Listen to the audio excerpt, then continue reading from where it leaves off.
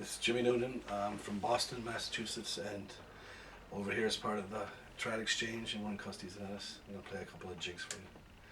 Sergeant Early's and my first night in America. Where did you learn those, Jimmy, or where did you pick them up? I think the second one from Séamus Connolly, and I think the first one's in the Trip to Sligo book, the green one. I think. Okay, which has been republished again. Republished again. I think I have one of the first ones because I was at the Tubbercurry the first year festival. All right. That's where I got it. It's the first editions. Well done. Yeah. Right. Shoot away.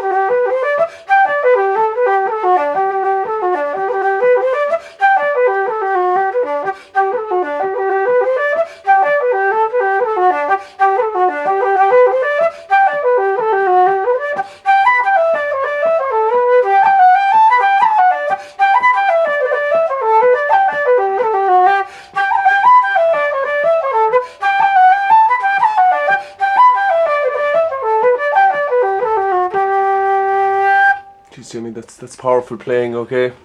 Well done. You said you were over here as an exchange, kind of a Boston-Tulla exchange, and your son is part of that exchange group of kids. That's right, Séamus. Yeah, he's 11. 11, a fine flute player like his father. He's coming on great. This exchange was great for him.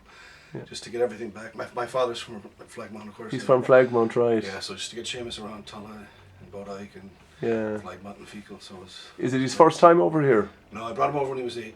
Right. He didn't like it so much. He loved it the second time. We were over for the Flaw in August. Oh, lovely. He had qualified for in Sligo, yeah. And then this time he doesn't want to go home now. I see. We'll go back tomorrow. And he doesn't. Oh God, he's made great friends though, you know. Great friends, yeah. Yeah. He's at the Kennedy's house now. Oh, Kennedy's out in Bodike. Yeah, for the last day now. Yeah. I have to go collect him down. Oh God, that's going to be tough. And you must feel an awful affinity over here, do you, for East Clare? Oh, I do. Yeah, I've been coming back every year or two, probably since I was his age. Wow. Yeah, every couple of years. Yeah. So I spent a lot of time around here. And we met you. Your Uncle Joe was there last night with cousins of yours, were they? My cousin Sarah, and second cousin. Fantastic. And my aunt, yeah. All right, great.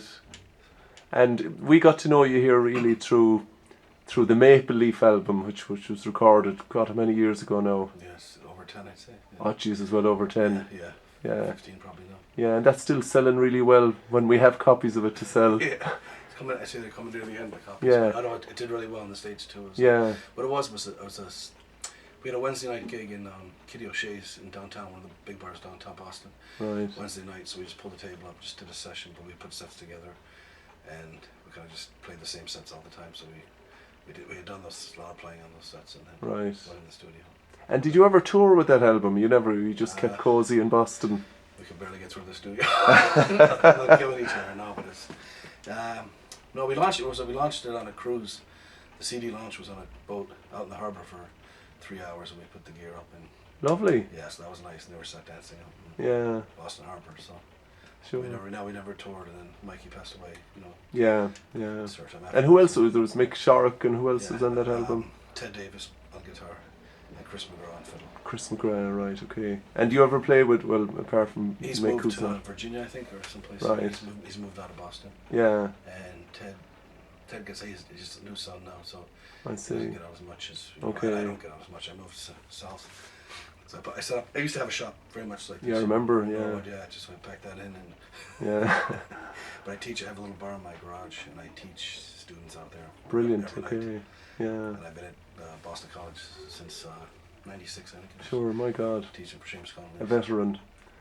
And the first thing we noticed in that album was, well, the photograph was the flute. You have a very unusual, a kind of a boxwood flute. Yeah, it's Tell me more about that. Okay, well, it's funny how that happened. I used to play Michael Flatley. We kind of grew up together. We did Irish dancing, and we were friends back in my teenage days. Right. So he Were always you said- mad back then? Crazy. The two of you? Can you imagine? Well, he always said play Rudel and Rose. You can't play me, and so they were the flutes to get. So Right. I saved up. I think I got 1,500 for my first one. Was back in 78, 77 or something. Right. Like that. So I used to play Rudels all through my life, I'd say. But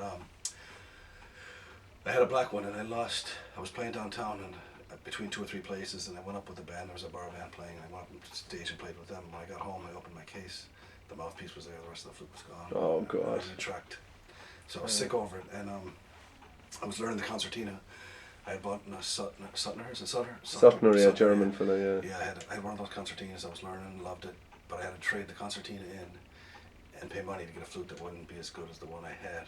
So it was sickening me, Oh, God. But then Paul Groff, who was selling flutes and concertinas, he had a boxwood Rudel.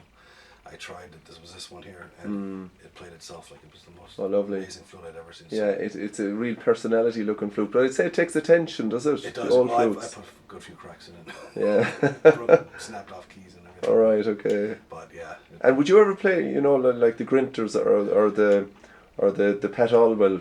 Would you ever kind of think of getting those, or what appeal do the old flutes have to you? Just the feel of them still, and the tone. I think like they've say Michael Grinter and Patrick Olwell, they've recreated that bottom D, which the first generation of makers, say back in the 70s and 80s, the new makers, they couldn't get the bottom D right, and it's, Sure. but whatever tricks they used to get it, now they're D like an Olwell D. The bottom D is beautiful. It's as good as any Rudel, and they're in tune a lot more, but they just don't have that old. You can hear it, Yeah, it's like the old concertinas, like the Jeffreys compared to the new ones. The new ones are slick, but the Jeffreys have personality and. Yeah, exactly. Yeah. You feel just the feel of it, the touch. The same as it would if you sit down at a desk, an antique desk, and you know the difference. Like it's Sure. So it's. Yeah, and listen, while you were here, there were some flaking sessions out in East Clare. Oh, who were you playing with there? Well, I've been here 10 days. So the first night I saw Angela Crotty. I was in the Bellbridge. Oh, lovely. And the concertina weekend was on over there. Oh, the Crinnew, yeah, right. So it's Adele Fox and one night with Mary Mack and Josephine Marsh. Oh, that's in Hillary's, was it? Yeah. Yeah. My son Noel Hill and Tony and the concert on, which is great for my son Séamus, not sit in the third row and watch that. Yeah. And then the rest of it was all in East Clare with Séamus Bogler and. All right. Yeah. Legends out Pat there. Mullins. All right, Pat Mullins, left-hand fiddle, Pat. Yeah. Yeah, Great, so it was other great it was people. Great. Yeah. Just music every night. Sure. Parties every night. It was just wiped out. Can't wait to get back to my computer. Great for your son, though. Oh, it's the best ever now for him. Yeah. I see the changes. He was set dancing there last night for about a couple of hours at the Trad Disco. Sure, I saw that. Yeah. Yeah. Well, hopefully there'll be more of it in the future. Okay. Or maybe if we get the Flan 16 and 17, it might be over. We'll definitely be over for that. Yeah. Yeah. We'd make sure we're over for that one. No? Sure, we'll wait. Jimmy, listen, thanks for coming problem, in. no I'm problem. thrilled. Okay. Yeah, Great. thanks.